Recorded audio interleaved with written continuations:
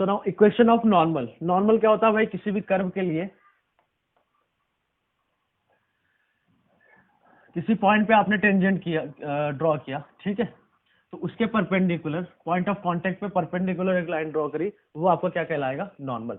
ठीक है, तो standard parabola y square equal to 4x के लिए हम बात करें तो ये पॉइंट आपका मान लो x1 y1 हुआ। ठीक है, तो टेंजेंट की इक्वेशन क्या होती है? y1 is equal to 2x plus x1। तो टेंजेंट का स्लोप क्या है? टेंजेंट का स्लोप हो गया 2ay, तो नॉर्मल का स्लोप हो जाएगा, तो slope of normal at that point minus y1 upon में 2a, क्योंकि दोनों परपेंडिकुलर है। तो नॉर्मल की इक्वेशन होगी, ये टेंजेंट की इक्वेशन होगी, तो नॉर्मल की इक्वेशन हो जाएगी किस पॉइंट से पास हो रही है? x1 y1 से। ठीक है, और स्लोप है उसका माइनस y1 अपॉन में 2a। क्लियर है? तो ये आपकी नॉर्मल की इक्वेशन हो गई पॉइंट फॉर्म में। अब स्लोप फॉर्म में यदि हम बात करें तो ध्यान से सुनिएगा। स्लोप फॉर्म में जैसे हम बात करें नॉर्मल की इक्वेशन, तो स्लोप फॉर्म और पैरामेट्रिक फॉर्म दोनों एक साथ चलेंगे। पैराबोला हमने स्टैंडर्ड लिया है y square is equal to 4x, point इस पर हम क्या लेंगे? 80 स्क्वायर कॉमा 280। ठीक है, तो जो टेंजेंट का स्लोप होता है, टेंजेंट का स्लोप क्या होता है? 1/t के बराबर। ठीक है, तो जो नॉर्मल का स्लोप होगा, slope of normal will be -t। ठीक है, और ये किस पॉइंट से पास हो रहा है? -280। ये y1 हो गया, स्लोप -t, तो x माइनस 80 स्क्वायर। ठीक है, तो नॉर्मल की इक्वेशन आ गई -tx प्लस 280 प्लस 80q। ठीक है, अब ध्यान से समझिए, इसका स्लोप नॉर्मल का यदि मैं m के बराबर ले लूं, स्लोप किसके बराबर ले लिया? m के बराबर, तो t को मैं किससे रिप्लेस करूं? -m से, तो आपके स्लोप फॉर्म में इक्वेशन आ जाएगी। स्लोप फॉर्म में एक t को क्या रखना है? -m, तो ये हो गया mx, ये हो जाएगा -2am माइनस am3। बात समझ में आ गई? बोलो, कोई समस्या? ठीक है, तो ये स्लोप फॉर्म में आपकी इक्वेशन आ गई। अच्छा, अब मान लो नॉर्मल का आपको स्लोप पता है, तो क्या पॉइंट ऑफ कांटेक्ट मतलब नॉर्मल जिस पॉइंट से आप नॉर्मल ड्रॉ कर रहे हो वो पॉइंट निकाल सकते हैं क्या? बिल्कुल निकाल सकते हैं। पॉइंट है 80 स्क्वायर कॉमा 280, तो स्लोप फॉर्म में पॉइंट हो जाएगा, टी को क्या रख दो आप? -m, तो स्लोप फॉर्म में आ गया am स्क्वायर कॉमा -2am। तो ये आपका पॉइंट ऑफ कांटेक्ट हो गया नॉर्मल के लिए कर्व के साथ। ठीक है, एक पॉइंट ये हो गया। अब ध्यान से देखो कि ये जो नॉर्मल है कर्व को दूसरी जगह भी कहीं कट करेगी, तो ये P और ये Q पॉइंट है, तो इसमें हम रिलेशन जानते हैं कि T2 क्या होता है? -T1 minus 2/T1। मतलब इसका पैरामीटर यदि T1 है, तो जो नॉर्मल जो है दूसरे पॉइंट पे जहां कट कर रहा है, ठीक है, मतलब P पॉइंट पे आपने नॉर्मल ड्रॉ किया जिसका पैरामीटर T है, तो बात समझ में आ रही है? ये नॉर्मल है P के लिए, तो Q का जो पैरामीटर है T2 या T डैश बोल दो, वो किसके बराबर होगा? -T माइनस 2/T, मतलब T वाला ये है। ठीक है, ओके, ये बात हो गई। स्लोप फॉर्म में भी हमने इक्वेशन लिख दी और पैरामेट्रिक फॉर्म में भी इक्वेशन लिख ली। तो ये किसके लिए हो गया? y square is equal to 4x के लिए। अब मैं x square is equal to 4ay के लिए बात करूं, तो टेंजेंट की इक्वेशन तो क्या हो जाती है? स्लोप फॉर्म में y इज इक्वल टू mx माइनस am स्क्वायर। ठीक है, तो इसमें टेंजेंट का स्लोप कितना होता है? t के बराबर आता है। समझ में आ रहा है कुछ? तो नॉर्मल का स्लोप क्या हो जाएगा? नॉर्मल का स्लोप क्या हो जाएगा? -1/t।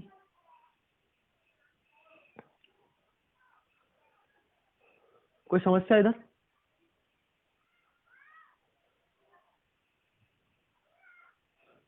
ठीक है, तो अब जैसे मुझे इसके नॉर्मल की इक्वेशन निकालनी है, तो नॉर्मल की इक्वेशन निकालने के लिए हम क्या करेंगे? यहां से यहां जाने के लिए y को x से रिप्लेस कर दूं, x को y से रिप्लेस कर दूं, तो आपका काम हो जाएगा। तो इसके लिए नॉर्मल की इक्वेशन ये है, तो इसके लिए नॉर्मल की इक्वेशन हो जाएगी y की जगह x और x की जगह y।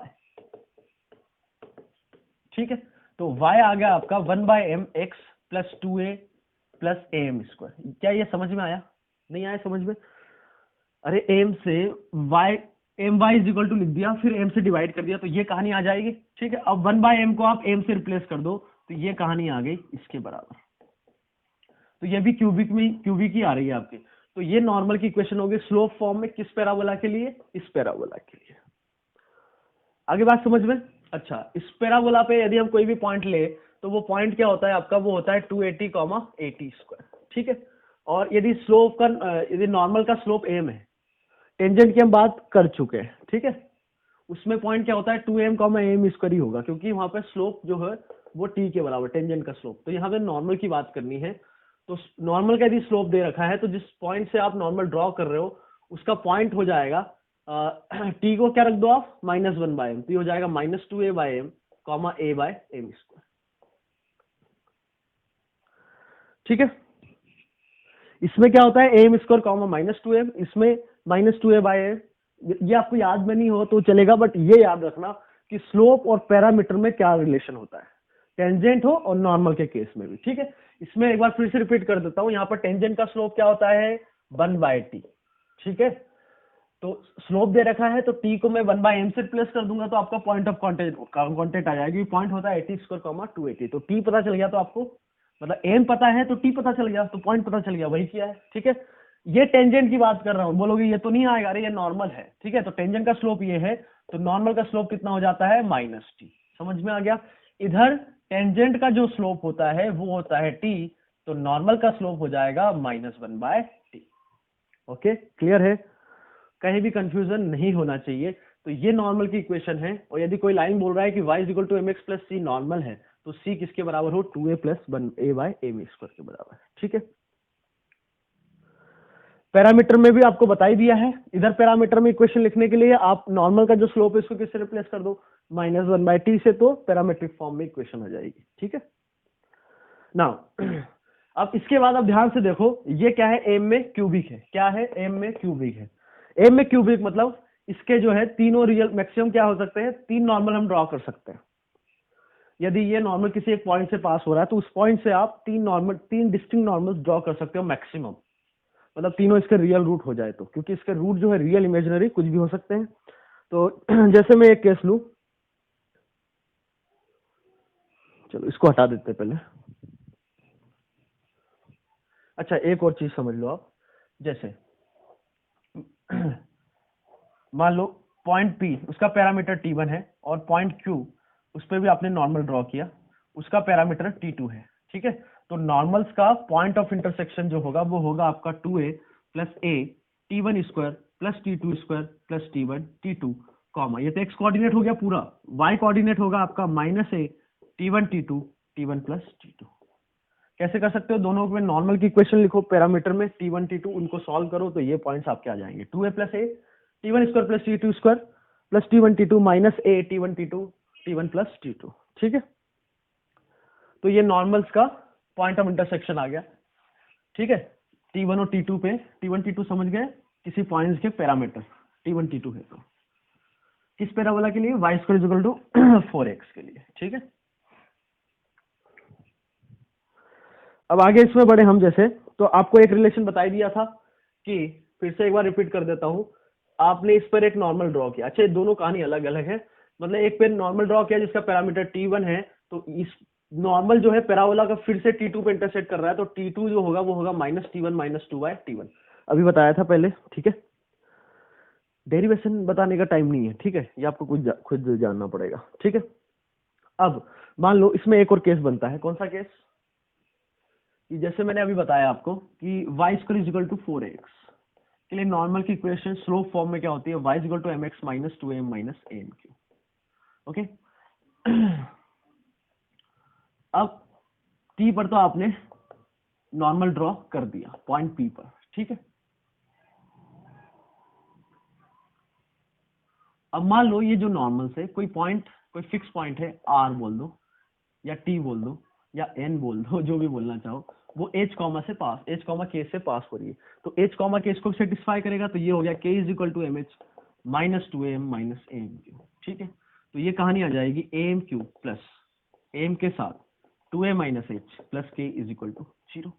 अब यहाँ पर देखो am की 3 वैल्यू आएगी, तो मान लो वो हो गए 3 रूट। ठीक है, अब ये रियल इमेजिनरी कुछ भी हो सकते हैं, तो मान लो रियल है, तो कहने का मतलब हुआ कि पॉइंट एन से आप 3 नॉर्मल ड्रॉ कर सकते हो। ठीक है, एक ये भी हो सकता है और एक ये भी हो सकता है, पी क्यू आर, ये मतलब पॉइंट्स हो गए पी क्यू आर, और ये तीनों क्या कहलाएंगे? को नॉर्मल पॉइंट्स। क्या कहलाएंगे? को नॉर्मल पॉइंट्स। ठीक है, तो इधर इसके रूट m1 m2 m3 है, मतलब एक नॉर्मल का स्लोप m1 हो गया, एक नॉर्मल का स्लोप m2 हो गया, इसका स्लोप m3 हो गया। ठीक है, तो point of contact slope form में हम लिख सकते हैं क्या? am² -2am, अभी बताया था, तो स्लोप m1 है तो यहाँ m1 कर दो, क्यू पॉइंट हो जाएगा am2² comma minus 2am2, okay, और r हो जाएगा am3 square comma minus 2am3। क्या ये कहानी क्लियर है? अब यहां से आप ध्यान से देखो तो सम ऑफ रूट क्या होगा? 0, क्योंकि एम स्क्वायर का कोएफिशिएंट नहीं है हमारे पास, और m1 m2 summation of m1 m2 मतलब m1 m2 plus m2 m3 plus m3 m, दो प्रोडक्ट के रूट का सम वो हो जाएगा c बाय a, तो यहाँ से 2a minus h bye a, ठीक है। और एक और कौन सा बच जाता है? Product of root, product of root होगा आपका माइनस k बाय a, ठीक है। अब इसका एक स्पेशल केस है, इसका एक स्पेशल केस है, मान लो ये वाला पॉइंट जो n है स्ट्रेच होके आपका पैराबोला पे आ गया, मतलब इस पॉइंट से आप नॉर्मल ड्रॉ कर रहे हो, एक हो गया आपका इसका पैरामीटर t ले लो या फिर स्लोप m ले लो और दूसरा ले लो आप यहाँ पर, ठीक है। तो पैरामेट्रिक फॉर्म में इक्वेशन हम लिख सकते हैं y equal to minus t x plus 2at plus 80 cube. बात समझ में आ गई? तो इधर से भी अब ये जो हम पॉइंट बोल रहे हैं जैसे पी क्यू आर, ये भी एक नॉर्मल ही है समझो आप, तो ये इसको T3 बोल दिया, 83 स्क्वायर कॉमा 283, मतलब इसको बोला T1, इधर कुछ ले लिया हमने Q, उसका पैरामीटर क्या ले लिया? T2। अरे समझ में आ रहा है क्या बोल रहा हूँ? मतलब ये ना लेके आप ऐसे लगो समझो तो आपको समझ में आएगा क्या हो रहा है। इसको हमने बोल दिया T2, ठीक है। मतलब आप इसको ऐसे समझ सकते हो, P और Q पर जो नॉर्मल ड्रॉ किए वो इंटरसेक्ट कर रहे हैं R पर, और जो पॉइंट ऑफ इंटरसेक्शन है वो पैराबोला पे ही आ रहा है, तो पैराबोला पे आ रहा है तो ऐसा कुछ होगा। बात समझ में आ रही है? तो इधर हम देखें तो ये हो गया 80Q प्लस T कॉमन लिया तो बचेगा 2a minus x minus y is equal to 0, ठीक है। यहाँ स्लोप में ले गए थे, यहाँ पैरामीटर में ले जा रहे हैं, और पैरामीटर में ले जाने के साथ हमने बोला गया कि R पॉइंट जो है आपका पैराबोला पे आ रहा है।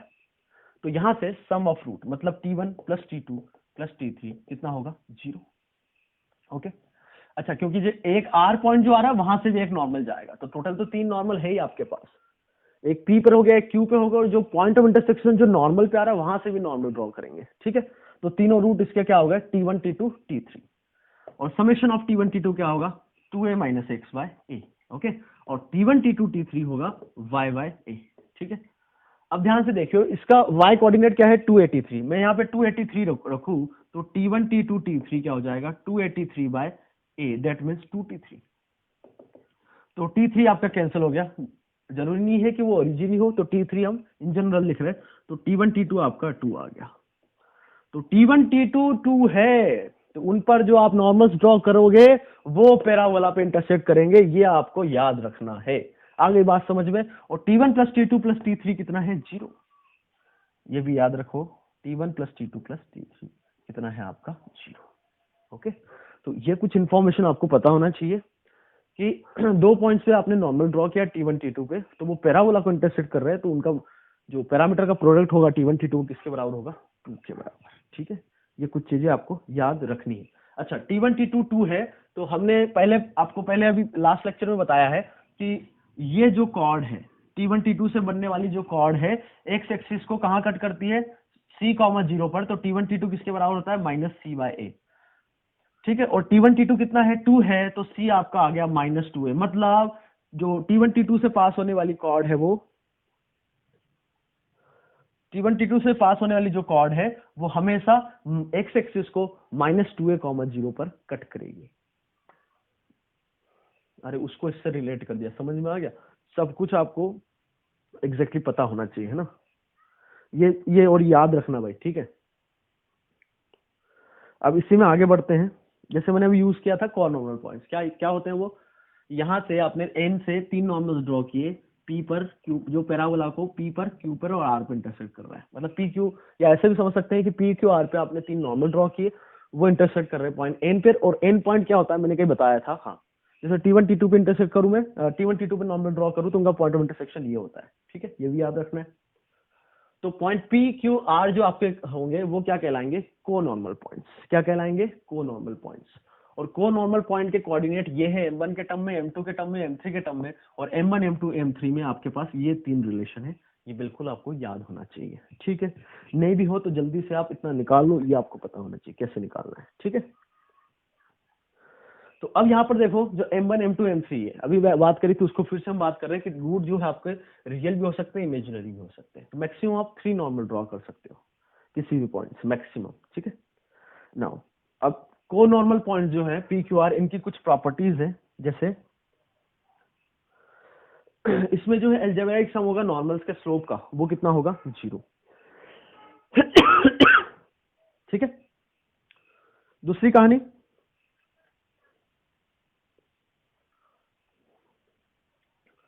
जो ये नॉर्मल्स है इनके ऑर्डिनेट का मैं सम देखूं। पहला पॉइंट तो क्या हो गया कि जो तीनों नॉर्मल्स है उनका सम कितना होगा 0। तो इससे क्या हो सकता है कि दो नॉर्मल आपको गिवन है, तो तीसरे नॉर्मल का सम आप यहां से डायरेक्ट निकाल सकते हो कि तीनों का सम कितना होना चाहिए 0। ठीक है। अब इनके y कोऑर्डिनेट का सम हम देखें तो क्या क्या है, -2a m1 -2a m2, तो -2a कॉमन लिया तो m2, और ये लिया तो m3। बात समझ में आ गई। मतलब ऑर्डिनेट्स y कोऑर्डिनेट का सम जो होगा ये होगा -2a कॉमन, और ये कितना है 0। ठीक है। तो वो हमेशा ऑर्डिनेट्स का सम जो है को नॉर्मल पॉइंट्स के ऑर्डिनेट का सम 0 होगा हमेशा, हमेशा। समझ रहे हो, क्योंकि हम इन जनरल प्रूफ कर रहे हैं सब कुछ। ठीक है, ओके।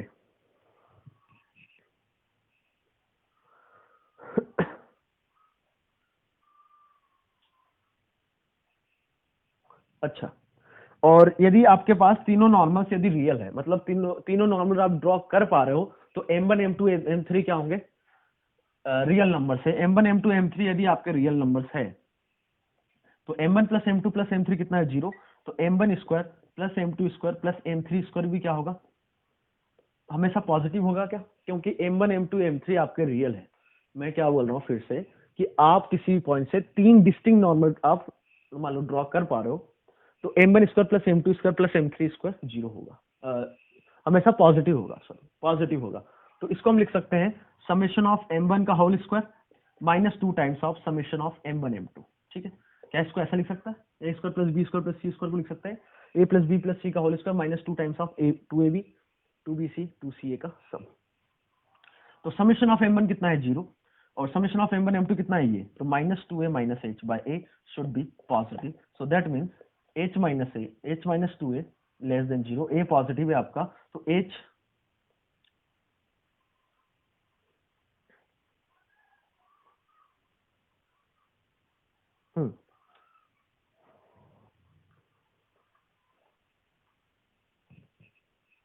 इधर कितना है 2a minus h, नहीं तो 2a minus h, तो ये माइनस को हम यूज करेंगे तो h minus 2a inequality change नहीं होगी बिल्कुल। तो h आपका आ गया ग्रेटर देन 2a। तो h आपका यदि ग्रेटर देन 2a है तो हमेशा आप तीन डिस्टिंक्ट नॉर्मल्स ड्रॉ कर सकते हो। h बोले तो जिस पॉइंट्स पे नॉर्मल इंटरसेक्ट कर रहे हैं वो वाले पॉइंट, मतलब h यदि 2a से ज्यादा ले लिया आपने तो हमेशा आपके तीन नॉर्मल ड्रॉ कर सकते हो उस पॉइंट से। कंडीशन याद रखना, ठीक है। अब इसी में यदि हमें इनको यूज करके सेंट्रॉइड निकालना, पी क्यू आर से जो ट्रेंगल बनेगा इसका सेंट्रॉइड निकालना, तो सेंट्रॉइड क्या होगा, एक्स कोऑर्डिनेट का सम बाय 3, वाई कोऑर्डिनेट का सम बाय 3। तो जी हो जाएगा summation of a m one square by 3 comma -2a summation of m1 by 3, y coordinate का सम, और जो कि क्या होता है 0। मतलब सेंट्रॉइड जो है आपका हमेशा पैराबोला की एक्सिस पे आएगा। सेंट्रॉइड, सॉरी ये नहीं, इस ट्रेंगल पी क्यू आर का जो सेंट्रॉइड है हमेशा पैराबोला की एक्सिस पे आएगा, क्योंकि वाई 0 आ रहा है, वाई 0 मतलब एक्स एक्सिस उसका। ठीक है, तो सेंट्रॉइड जो है हमेशा एक्सिस पे आएगा। ठीक है, ये एक हो गया। और आपको निकालना चाहो तो समेशन ऑफ m1 स्क्वायर जो हमने निकाला था, तो ये हो गया सेंट्रॉइड हो जाएगा आपका डिवाइडेड बाय 3, और a कॉमन आ गया। समेशन ऑफ m1 स्क्वायर हमने कहीं निकाला है, जैसे इसी को समेशन ऑफ m1 स्क्वायर क्या लिखा था हमने, ये हो जाएगा h minus 2a by h minus 2a by comma 0। h हो रहा है नहीं इसके साथ, अच्छा 2 भी आएगा ना, 2 भी आएगा। हमने यहाँ 2, ये तो 0 हो गया था, और ये 2 तो क्रॉस मल्टीप्लाई हो गया था, यहाँ तो कुछ ऐसा लिखा था, तो 2 भी आएगा। तो 2 टाइम्स ऑफ दिस, तो a कैंसिल हो गया, तो सेंट्रॉइड आपका आ गया 2h minus 4a bye 3 comma 0। ठीक है, तो ये आपका सेंट्रॉइड आ गया कोनॉर्मल पॉइंट्स का। ठीक है, आगे बढ़ेंगे।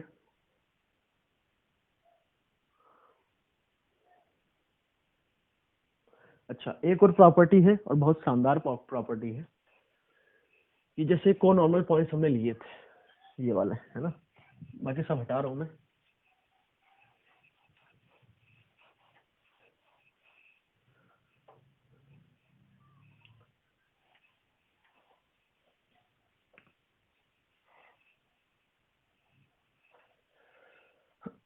ये 3 कोनॉर्मल पॉइंट्स है पी क्यू आर, ठीक है। तो प्रॉपर्टी क्या है, तो इन तीनों पॉइंट से पास होने वाला जो सर्कल होगा, 3 पॉइंट से पास होने वाला सर्कल यूनिक होता है। तो मैं ये बोल रहा हूँ कि पी क्यू आर से जो सर्कल पास होगा वो इसके वर्टेक्स से भी पास होगा, ये है मतलब को नॉर्मल पॉइंट से पी क्यू आर, तो उससे पास होने वाला जो सर्कल है वो वर्टेक्स से भी पास होगा। तो वो उसको कैसे निकाल सकते हैं, मान लो इक्वेशन ले लो आप, जनरल इक्वेशन सर्कल की, ये ठीक है, 2fy plus c is equal to 0, ठीक है। अब जो है M square comma minus 2m, इसको सेटिस्फाई करेगा तो एम में मुझे बाय क्वाड्रेटिक आते हुए दिख रही है, दिख रहा है कि नहीं?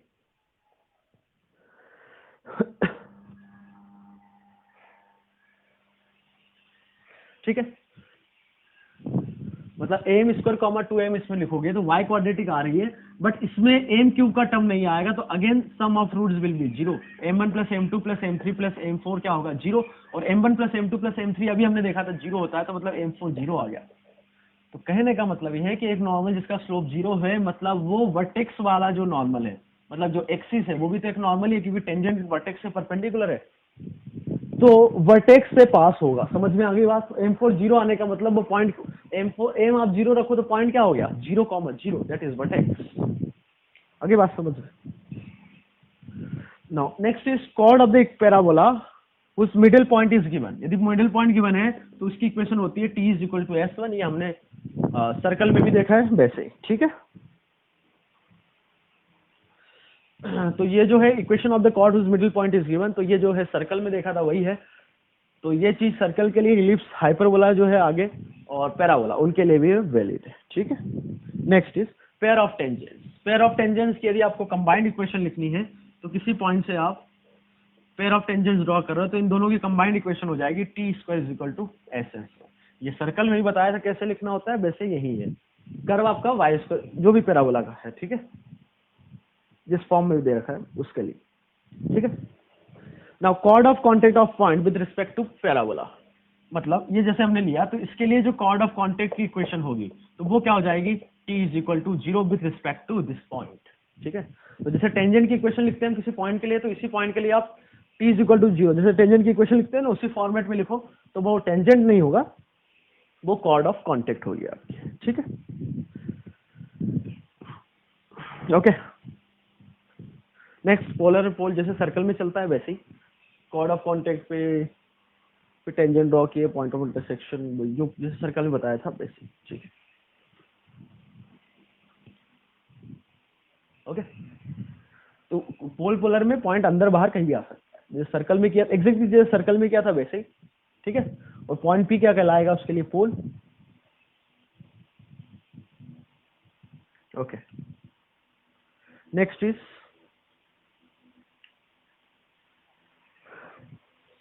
नेक्स्ट आता है आपका डायमीटर।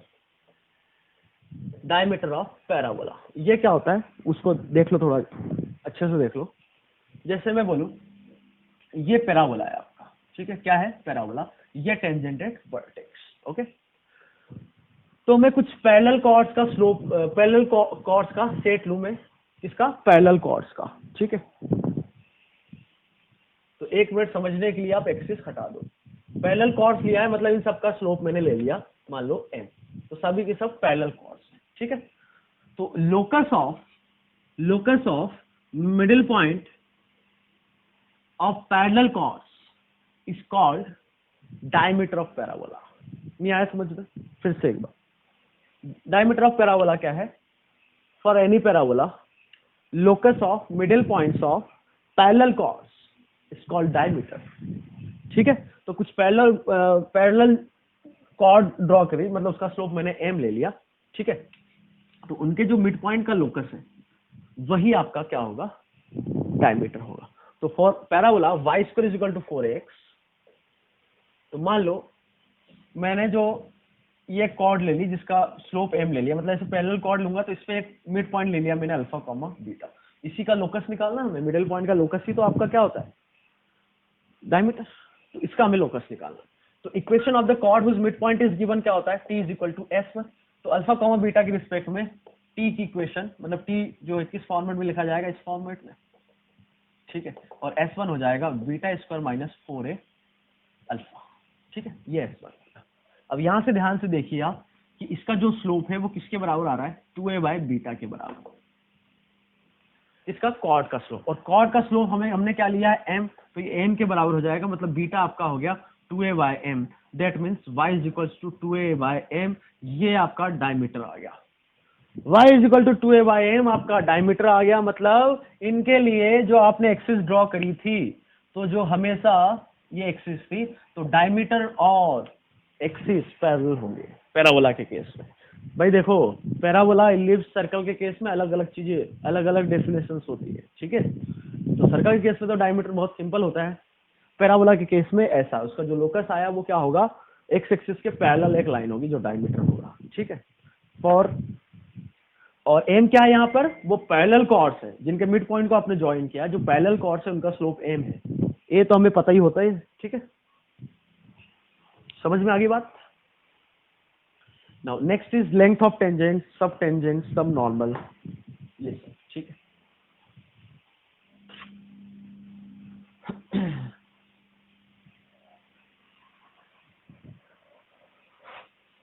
यहाँ क्या निकालना है हमें, लेंथ निकालना है, ठीक है।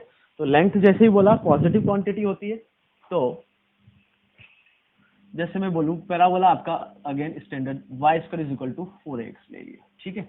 आपने ये टेंजेंट ड्रॉ किया, ये आपकी एक्सिस है,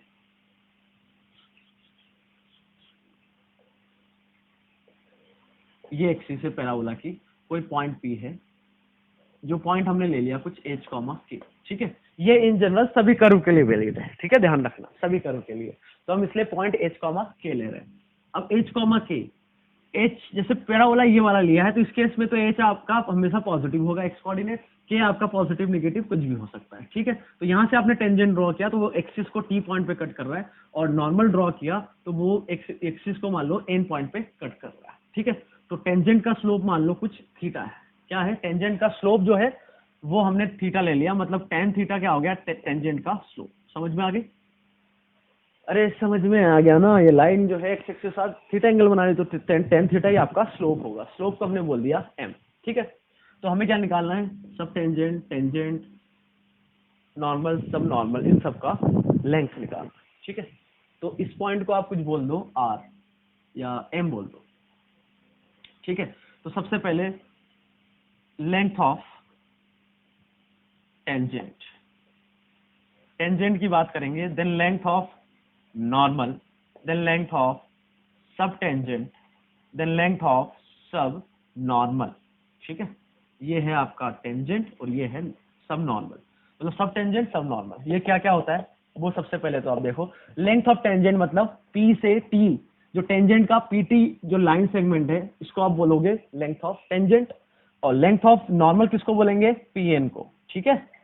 और सब टेंजेंट किसको बोला जाएगा, कहाँ गया पॉइंट, ये था। तो TM, हाँ TM आपका क्या कहलाएगा, लेंथ ऑफ सब टेंजेंट, और MN क्या कहलाएगा, लेंथ ऑफ सब नॉर्मल, ठीक है। यहाँ तक कोई डाउट नहीं होना चाहिए, ठीक है। तो लेंथ ऑफ टेंजेंट PT आपको निकालना है, ये पता है T, पॉइंट h, k है, तो एक्सिस से इसकी परपेंडिकुलर डिस्टेंस जो होगी, मतलब पॉइंट की एक्सिस से परपेंडिकुलर डिस्टेंस k के बराबर, तो हमें लेंथ निकालना है। हम डिस्टेंस की बात कर रहे हैं, तो मैंने क्या किया, मॉड लगा दिया, क्या लगा दिया, मॉड लगा दिया, ठीक है।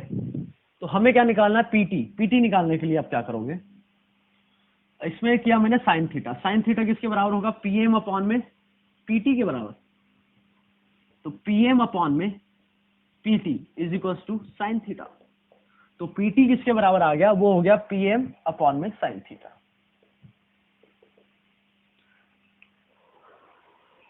कोई समस्या, या PM बाय साइन थीटा या फिर PM कॉसेक थीटा, ठीक है। PN आपको निकालना है, ये एंगल थीटा है, ये 90 डिग्री है, तो 90 माइनस थीटा, ये अगेन 90, तो ये एंगल हो गया थीटा।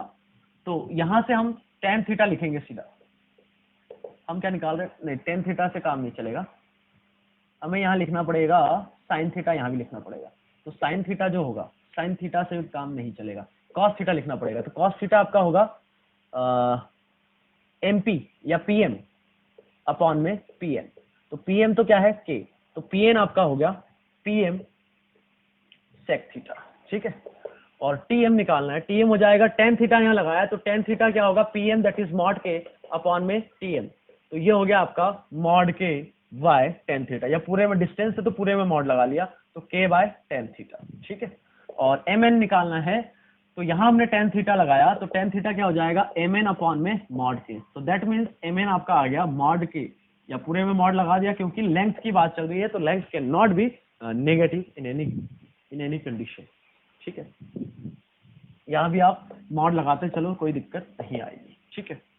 अब पीएम हमें पता है पॉइंट पी की यहाँ से डिस्टेंस वो किसके बराबर है, वाई कोऑर्डिनेट नहीं बोल सकते, उसका मॉड बोलना पड़ेगा क्योंकि के इधर आ गया तो निगेटिव हो जाएगा, इसलिए हमने मॉड लगा दिया, ठीक है। और कॉसेक थीटा और सेक थीटा चल रहा है, टेन थीटा, टेन थीटा किसके बराबर, स्लोप के बराबर, तो ये हो जाएगा आपका के बाय एम के बराबर लेंथ, ये हो जाएगा के इंटू एम के बराबर, वेयर के is ordinate of point P, जिसके लिए आपको ये सब निकालना है, और एम क्या है उसका स्लोप, टेंजेंट का स्लोप, ठीक है। अब इनकी बात करें हम, पीएम, पीएम क्या है अगेन के, ठीक है। सेक थीटा, सेक थीटा को लिख सकते हैं हम under root one plus tan square theta, अरे लिख सकते हो ना, तो ये हो जाएगा under root one plus m square. आप इनको याद रखना चाहो तो ऐसे भी रख सकते हो, मान लो जो एम मैंने जीरो ले लिया, मतलब टेंजेंट जो होगा एक्स एक्सिस के पैरेलल हो जाएगा, तो आप इसको ऐसे देखो, तो आपका लेंथ ऑफ टेंजेंट इनफाइनाइट होना चाहिए, तो वो हो भी रहा है लेंथ ऑफ टेंजेंट, अच्छा उसकी बात करेंगे, या फिर ऐसे बोलो, नहीं लेंथ ऑफ टेंजेंट, हाँ, और एम टी जो होगा वो भी टी भी इधर इनफाइनाइट में, मतलब एक्स एक्सिस को इनफाइनाइट में कट करेगा, तो एम टी भी आपका इनफाइनाइट होगा। तो आप देख सकते हो एम टी क्या था आपका, length of sub tangent, M zero रखोगे तो इनफाइनाइट की तरह अप्रोच करेगा, ठीक है। और उस समय एन जो है एम की तरफ मूव अप्रोच करेगा, समझ में आ गया कब बात करें हम, एम जीरो होगा तब, तो एम जीरो हो गया तो लेंथ ऑफ ये एम एन क्या हो जाएगा, जीरो की तरफ अप्रोच करेगा, तो देखो एम जीरो हो गया तो जीरो की तरफ अप्रोच कर ही रहा है, ठीक है। कॉसेक थीटा को हम लिख सकते हैं क्या, under root one plus cot square theta, तो कॉट स्क्वायर थीटा को हम लिख सकते हैं one plus one by m square, या इसको हम लिखना चाहे तो ऐसे भी याद रखने का तरीका ये भी होता है, ठीक है।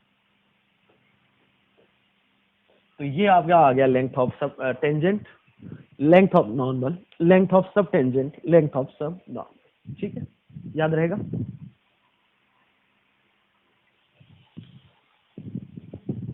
एम ध्यान रखना यहाँ पे स्लोप है, और के क्या है पॉइंट का वाई कोऑर्डिनेट, ओके,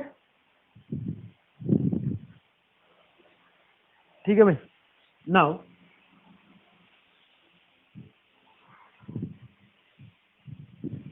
आगे बढ़ते हैं, आगे में है प्रॉपर्टीज ऑफ पैराबोला।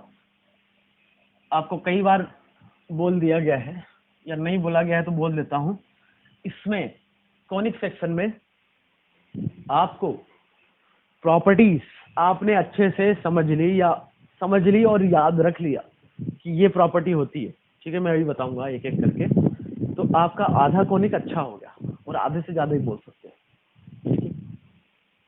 का कोनिक में कमांड बढ़ जाएगा यदि आपको प्रॉपर्टीज अच्छे से याद है तो, ठीक है। तो सबसे पहले हम प्रॉपर्टीज में प्रॉपर्टी नंबर वन, ठीक है, यहाँ पर सभी का प्रूफ नहीं बताया जाएगा, बस आपको जस्ट एक रिमाइंडर है। Property number one, property number ये है पहला, तो circle described on the focal length या focal distance as diameter touches the tangent at vertex, बिल्कुल क्या बोला गया है, जैसे ये पैराबोला है, ठीक है, फोकल डिस्टेंस ले ली, ये फोकस ले लिया, ठीक है,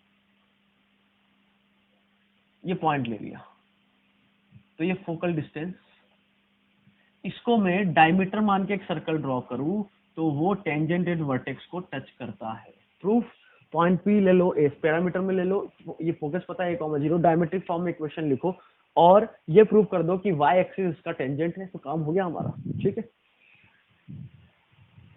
ठीक है। तो फोकल लेंथ या फोकल डिस्टेंस बोलो, पीएस को डायमीटर मान के आप सर्कल ड्रॉ करोगे तो टेंजेंट वर्टेक्स को टच करेगा ही। और इसी टाइप से यदि मैंने बोल दिया कि फोकल कॉर्ड है, वो एक फोकल कॉर्ड है, ठीक है, पी क्यू, इसको आप डायमीटर मान के एक सर्कल ड्रॉ करो तो वो डायरेक्ट्रिक्स को टच करता है, x is equal to minus है, जैसे standard parabola y square is equal to 4x के लिए। तो फोकल डिस्टेंस को डायमीटर मान के एक सर्कल ड्रॉ करोगे तो वो टेंजेंट एट वर्टेक्स को टच करेगा, और फोकल कॉर्ड जो है डायरेक्ट्रिक्स को टच करेगा, क्लियर है।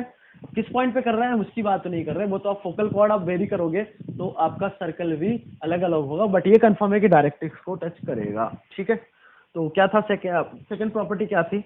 Circle described in the focal chord as diameter touches the directrix. Okay, इसको ही प्रूव करना है तो जैसे ऊपर वाला बताया वैसे ही कर सकते हो आप। ठीक है,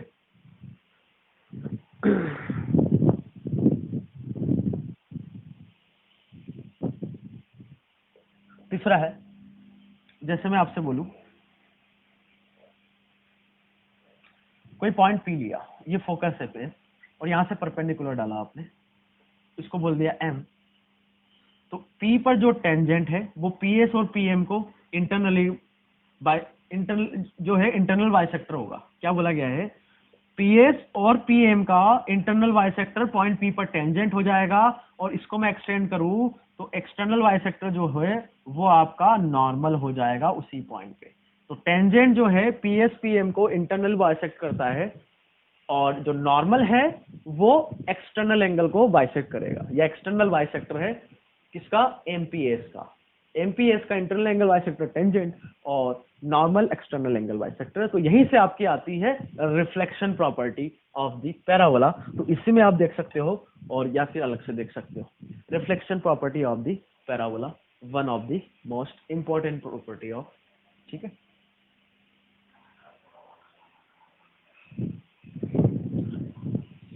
तो मतलब ये क्या हो गया कि मैंने जो बताया अभी यहाँ पर क्या बताया कि यदि बाइसेक्टर है तो ये एंगल और ये एंगल बराबर होंगे, और ऐसे ही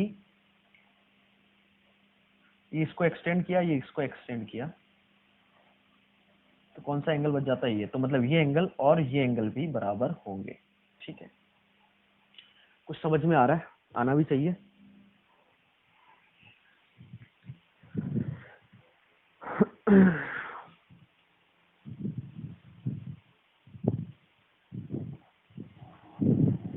तो tangent and normal at any point P bisect the angle between PS and PM internally and externally. This property leads to the reflection property of parabola. ठीक है,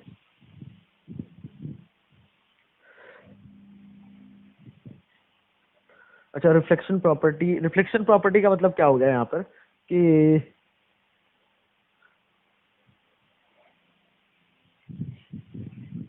जैसे मैं बोलूं, फिर से एक डायग्राम बना देते हैं। ये फोकस हो गया, अब कोई भी एक रे चल के आई एक्स एक्सिस के पैरेलल। किसके पैरेलल चल के आई? एक्स एक्सिस के पैरेलल। तो वो पैराबोला से रिफ्लेक्शन होने के बाद पैराबोला से रिफ्लेक्ट होने के बाद फोकस से पास करेगी, और इसको ऐसा ही बोल सकते हैं कि फोकस से कोई एक रे जा रही है, और ये आपका मिरर है पैराबोला। तो पैराबोला से रिफ्लेक्ट होने के बाद वो जो है एक्सिस के पैरेलल ट्रेवल करेगी। ठीक है, तो इसको कैसे बोल सकते हैं हम? जैसे ये रिफ्लेक्ट हो रही है तो मिरर जो है, ये टेंजेंट जो है वो काम करेगा। ठीक है, तो हम क्या बोल रहे हैं कि ये रिफ्लेक्ट होने के बाद यहाँ आएगी, ये आपका क्या हो गया? नॉर्मल। और अभी मैंने बताया कि ये जो है एम है तो टेंजेंट का बाइसेक्टर तो ये हो गया, और इसका एक्सटर्नल एंगल बाइसेक्टर तो कौन सा था? नॉर्मल था।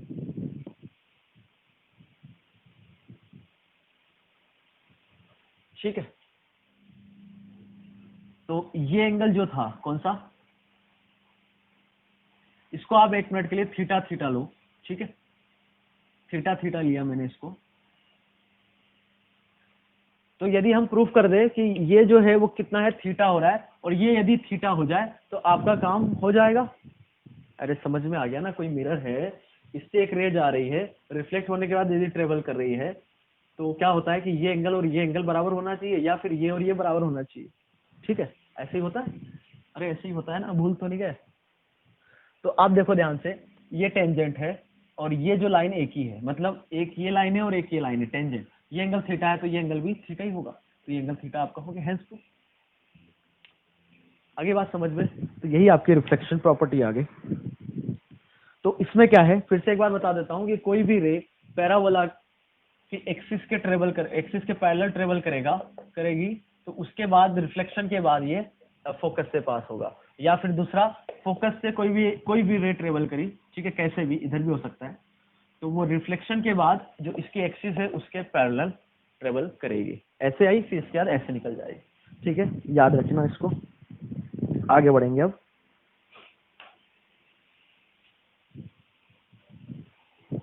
देखो मैं यहाँ पर एक्सप्लेन भी क्यों करते जा रहा हूँ, क्योंकि कुछ लोग भूल गए हो तो उनके लिए है, ध्यान रखने के लिए, इंपॉर्टेंट प्रॉपर्टीज है, इसलिए टाइम लेके भी समझा रहा हूँ। ठीक है, next is fourth property. Fourth property क्या है?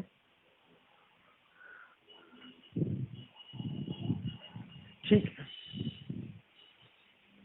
कोई फोकल कॉर्ड है आपकी, मतलब फोकस से पास होगी, ठीक है, तो इसके एक्सट्रीमिटीज पे आप यदि टेंजेंट ड्रॉ करो, इसके एक्सट्रीमिटीज पे आप यदि टेंजेंट ड्रॉ करो, तो वो जो टेंजेंट है उनके बीच का एंगल 90 डिग्री होगा और वो डायरेक्ट्रिक्स पे आएगा। क्योंकि डायरेक्ट्रिक्स सर्कल की डेफिनेशन ही होती है कि लोकस ऑफ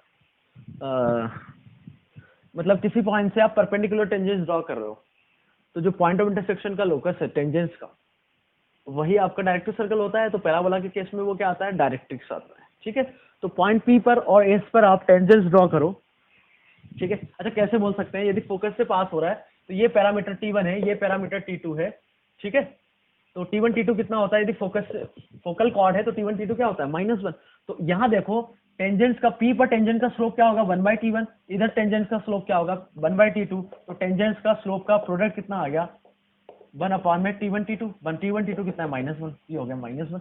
मतलब ये दोनों की दोनों परपेंडिकुलर भी होगी और कहाँ पर आएगी? डायरेक्ट्रिक्स पे आएगी। समझ में आ गया? फिर से एक बार, फोकल कॉर्ड है तो उसके एक्सट्रीमिटीज पे आपने टेंजेंट ड्रॉ करे तो वो दोनों है डायरेक्ट्रिक्स पे इंटरसेक्ट करेंगे। तो डायरेक्ट्रिक्स पे इंटरसेक्ट करने का मतलब ये हुआ कि उनके बीच का एंगल 90 डिग्री होगा। यहाँ पर दो चीजें आ गई, तो काम वाली बात आ गई यहाँ पर। ठीक है, next is the portion of the tangent of the parabola intercepted between the directrix. Directrix x is equal to minus है, किसी भी पॉइंट पे आपने टेंजेंट ड्रॉ किया। ठीक है, तो the portion of the tangent to the parabola intercepted between the directrix and the curve subtends a right angle at the focus. मतलब क्या बोला है कि टेंजेंट ड्रॉ किया पॉइंट P पर, तो पॉइंट जो डायरेक्ट्रिक्स को किसी पॉइंट Q पर कट कर रहा है, तो PQ जो है फोकस पे हमेशा 90 डिग्री बनाएगा, हमेशा। आप इसको कैसे प्रूव कर सकते हो? पैरामीटर फॉर्म में टेंजेंट की इक्वेशन लिखो, PS का स्लोप निकालो, QS निकालने के लिए x को -a रखो तो y कोऑर्डिनेट आ जाएगा। QS का स्लोप निकालो, s पता है 1,0, दोनों का प्रोडक्ट -1 आएगा for all values of t। इसका मतलब PS is perpendicular to QS, यही तो प्रूव करना था हमें। ठीक, आगे बात समझ में। Now next is six property. Six property क्या है?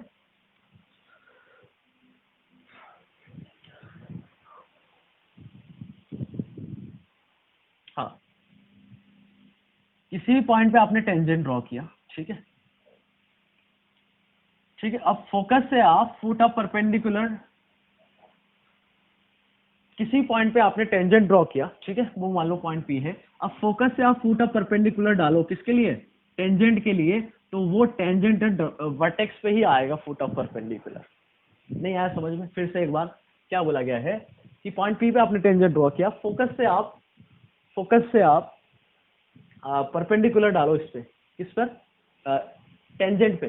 तो वो फुट ऑफ परपेंडिकुलर जो टेंजेंट वर्टेक्स के साथ जो पॉइंट ऑफ इंटरसेक्शन है, वही आपका फुट ऑफ परपेंडिकुलर होगा एज से टेंजेंट के ऊपर। आगे बात समझ में?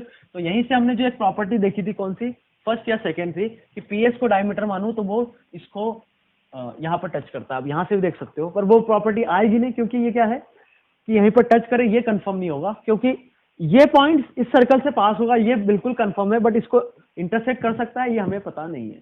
अरे समझ में आ गया? मैं कुछ बोलूँ कि किसी पॉइंट पे वो 90 डिग्री, ये जो है 90 डिग्री बना रहा है, तो ऑब्वियस है कि इसको डायमीटर मान के एक सर्कल ड्रॉ करो तो यहाँ से पास होगा, बट इस लाइन को टच कर रहा है वो हम बता नहीं सकते, क्योंकि इसको इंटरसेक्ट भी कर सकता है। ठीक है, तो ये वाली प्रॉपर्टी हम उससे बोल सकते हैं कि वहां से आ गई वो। तो समझ में आया क्या बोला मैंने? वहां क्या बोला था हमने कि इसको डायमीटर माने तो वो इसको टच करता है, तो इसका मतलब ये जो है 90 डिग्री बनेगा, तो ये इसका फुट ऑफ परपेंडिकुलर होगा, वहां से हम ये बोल सकते हैं। ठीक है, next is seventh property. Tangent normalize the extremities of the LR of the parabola constitute a square, the points of intersection being -a, 0 and 3a, 0। क्या क्या बोल दिया इसने? बहुत ही सिंपल है, जैसे LR फोकस से पास होने वाली शॉर्टेस्ट कॉर्ड। अच्छा, ये सबसे छोटी कॉर्ड क्यों होती है? अब इसको ऐसे देख सकते हो, ध्यान से सुनना। फोकल कॉर्ड है, तो इसका पैरामीटर टी है, तो इसका पैरामीटर -1/t। तो फोकल कॉर्ड की लेंथ क्या होती है, T A into T plus 1/t का होल स्क्वायर, ये फोकल कॉर्ड की लेंथ होती है। ठीक है, तो इसमें एमजीएम लगा है, तो ये जो कहानी है हमेशा 2 से ज्यादा होगी, तो उसका स्क्वायर 4 से ज्यादा हो गया, तो ये हमेशा 4a से ज्यादा है। मतलब कोई भी कॉर्ड लो उसकी लेंथ 4a होगी या 4a से ज्यादा। तो एलआर की लेंथ कितनी होती है भाई, यदि एलआर है मतलब इस एक्सिस के परपेंडिकुलर है, तो इसकी लेंथ कितनी होती है 4a। तो इसके अलावा आप कोई भी फोकल कॉर्ड लो, कोई भी ले लो, तो वो हमेशा 4a से ज्यादा होगी। तो एक पॉइंट मैंने बताया नहीं बताया, मैं ध्यान नहीं है, तो जो सबसे स्मॉलेस्ट फोकल कॉर्ड है वो आपकी कौन सी होती है, एलआर, लेटस रेक्टम। ठीक है, ओके। तो इसमें क्या बोला था कि एलआर पे आप टेंजेंस ड्रॉ करो और नॉर्मल ड्रॉ करो। ये 90 डिग्री, ये 90 डिग्री, इधर भी 90 डिग्री आएगा, ये बोल रहा है सर। क्या बनता है आपका square. Next is eighth property. Eighth property, the circle circumscribing the triangle formed by any three tangents to a parabola passes through the focus. The circle circumscribing the triangle formed by any three tangents to a parabola passes through the focus. अच्छा, इसका derivation मैंने आगे questions में बताऊंगा आपको, जो revision module मिला है ना उसमें ऐसे क्वेश्चंस है, तो वहां पर डेरिवेशन बताऊंगा। अब तो यहाँ पर प्रॉपर्टी डेरिवेशन मैंने इसलिए बता दिया क्योंकि आपने देखा हो नहीं देखा हो ये मुझे पता नहीं है, इसलिए मैंने सोचा कि एक बार बता दिया जाए, पर वो अभी नहीं बताया, आगे बताया है। उसने क्या बोला है कि 3 पॉइंट है पी क्यू आर, इससे आपने टेंजेंस ड्रॉ किए, तो ये पॉइंट ऑफ इंटरसेक्शन T1 हो गया, इधर T2 हो गया, इधर T3 हो गया। ठीक है, तो इनको आप मतलब ये जो ट्रेंगल बन रहा है T1 T2 T3 या ABC बोल दो, या क्या बोल दो, ABC। अरे नाम में क्या रखा है यार, नाम तो हम कुछ भी रख सकते हैं, छोटू मोटू गोलू विनोद कुछ भी रख सकते हैं, है ना। तो इनको इन ट्रेंगल का जो सर्कम सर्कल होगा वो आपका फोकस से पास करेगा, ये प्रॉपर्टी है। ठीक है, एक बार रिपीट कर दूंगा।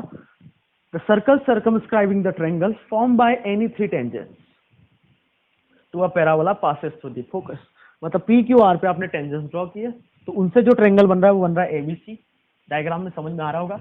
अब एबीसी का जो सर्कम सर्कल है उस पैराबोला के फोकस से पास करेगा। रट लो इसको, कैसे भी दिन में 2-3 बार, जैसे डॉक्टर प्रिस्क्रिप्शन देते हैं ना कि सुबह शाम दिन में 3 बार, दोपहर में भी 1 बार, तो ऐसे इनको याद रखते जाना, एक जगह लिख लेना। ठीक है, जितनी भी प्रॉपर्टी है ये पैराबोला में नहीं सभी के लिए करना है। ठीक है, सर्कल में भी जो रेडिकल सेंटर वगैरह है ये उसको आप ध्यान रखना। ठीक है, नाउ लास्ट प्रॉपर्टी है इसका, प्रॉपर्टी नंबर 9 हो गया अपना, 10 हो गया, एक प्रॉपर्टी है। एक्चुअली ये प्रॉपर्टी एक रिजल्ट भी बोल सकते हो, प्रॉपर्टी ना बोल के।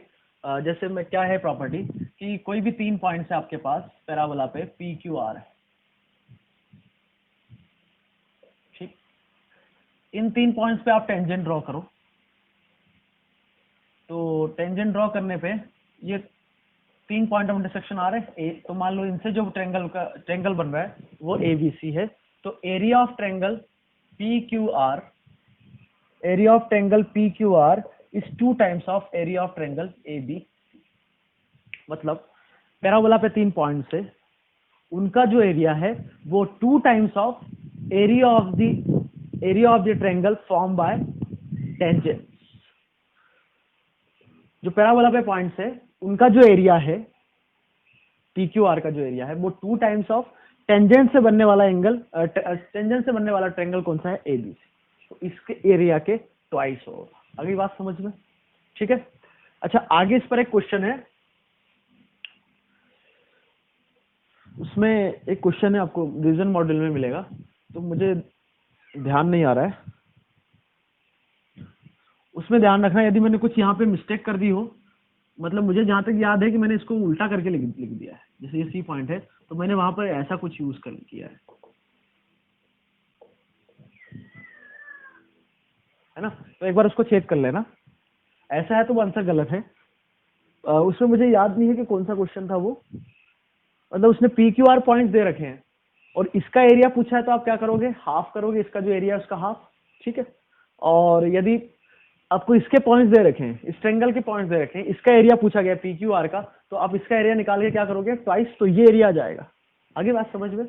तो उसको यदि उसमें कुछ गड़बड़ी हो तो उसको करेक्शन कर लेना। ठीक है, ओके। हाँ भाई, तो ध्यान से फिर से मैं अभी बोल दिया है मैंने, फिर से एक बार बोल देता हूँ कि जितनी प्रॉपर्टीज है आपको अच्छे से पता होनी चाहिए। और कुछ प्रॉपर्टी तो जैसे है, कैसे भी याद रखो, आपको याद रखना है, ठीक है, सीधी सी बात है ना।